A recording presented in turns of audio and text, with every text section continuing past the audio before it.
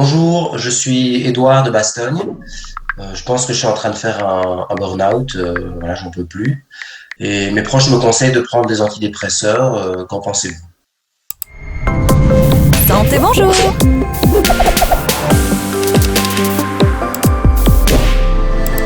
Voilà Edouard, donc par rapport à une médication, ce n'est pas votre entourage qui va définir si vous devez prendre des antidépresseurs ou ne pas en prendre. Vous devez à ce moment-là vous adresser à un médecin ou à un psychiatre pour être accompagné et conseillé dans cette médication potentielle. La première chose, ça va être de bien identifier ce qui vous fait dire que vous êtes en burn-out. Ça commence généralement par une fatigue extrêmement intense qui vous empêche de faire ce que vous souhaitez faire. Ça peut aussi se traduire dans une perte de sens. Vous ne voyez plus le sens, alors soit de votre travail, soit de votre vie en général. Ça peut se traduire aussi dans des difficultés à vous concentrer, dans une certaine irritabilité vis-à-vis des autres, dans des maux de tête, dans des troubles du sommeil. Voilà, il y a toute une série de facteurs qui sont liés au burn-out. Maintenant, il y en a un qui diffère très très fort par rapport à une dépression, qui est que dans une dépression, vous allez ressentir une tristesse intense et plus du tout l'envie de faire des choses. Donc ça, c'est une grande différence par rapport au burn-out.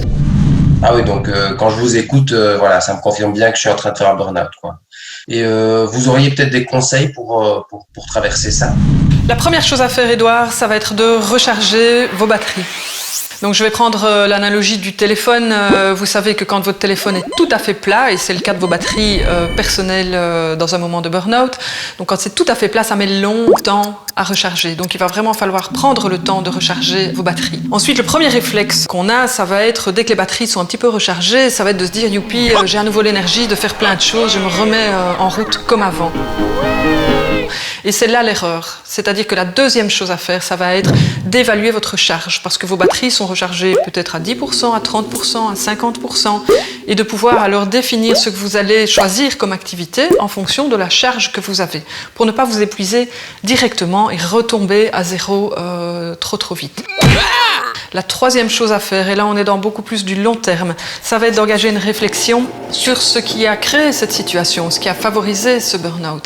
Et donc de choisir une forme d'accompagnement qui vous correspond et qui vous convient, qui va vous aider à beaucoup mieux cerner les facteurs qui vous ont mené là, à engager une réflexion sur peut-être vos craintes par rapport au changement, sur vos limites, sur vos valeurs, et qui petit à petit vont vous amener à poser des choix cohérent avec ce que vous aurez dégagé de cet accompagnement, ce qui va vous éviter une rechute et un burn-out dans les 6 mois qui suivent.